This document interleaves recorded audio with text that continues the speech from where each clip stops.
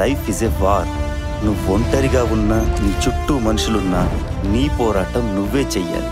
ఆ పోరాటంలో నారాం గెలుస్తాడని నాకు నమ్మకం ఉంది. గెలుస్తావు కదా? గెలుస్తానా? నీకోసం, నీ ప్రేమ కోసం నేను ఏదైనా చేస్తాను. ఏంట్రా ఒక్కదానికేనా? రేపు పెళ్ళయ్యాకేం చేస్తావు? మధ్యలో ఈ బ్రేకప్లు ప్యాచప్లు మనతో కాదురా బాయ్. ఏం ఫీల్ దా చెప్పినాడు సిస్టర్. ఫీల్ దా ఇంత ఫీల్ దా ఎప్పుడు చెప్పలేదు. నీకు నా ఫీల్ రాలేదా? నాకు దా ఫీలే వచ్చింది. మంతోని కాదురా బాయ్. ఈ 60 ఏళ్ల స్వతంత్రం ప్రజలది కాదు, అధికారులది కాదు, రాజకీయ నాయకులది మాత్రమే.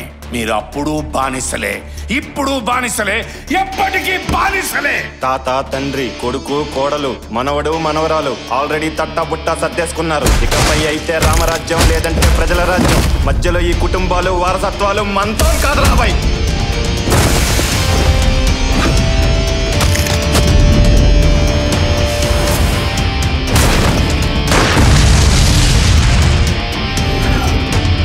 తల్లి మీద గన్ను పెట్టినందుకే తలలాడిపోతున్నావే. దేశంలో ఎక్కడ పడితే అక్కడ బాంబులు పెట్టారు. ఎంతమంది తల్లులు పిల్లల్ని పోగొట్టుకున్నారు, ఎంతమంది పిల్లలకి తల్లులు లేకుండా పోయారు. దేశాన్ని ప్రేమించడం, ఇస్లాంని పాటించడం ఒక్కటే నమ్మే కోట్లాది మంది ముస్లింస్ లో నేను ఒకటి. మీ హిందుస్థానీ కాఫీలు చెప్పడానికే ఆ దేవుడు మమ్మల్ని పుట్టించారా?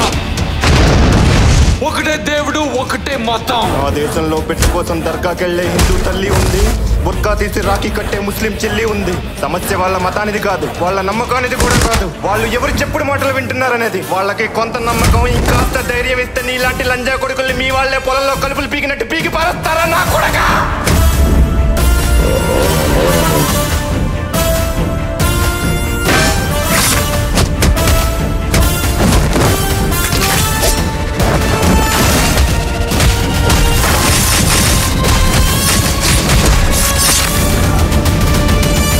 దేశాన్ని ప్రేమిస్తే ఇచ్చి పడేయాలా, లేదంటే చచ్చిపోవాలా?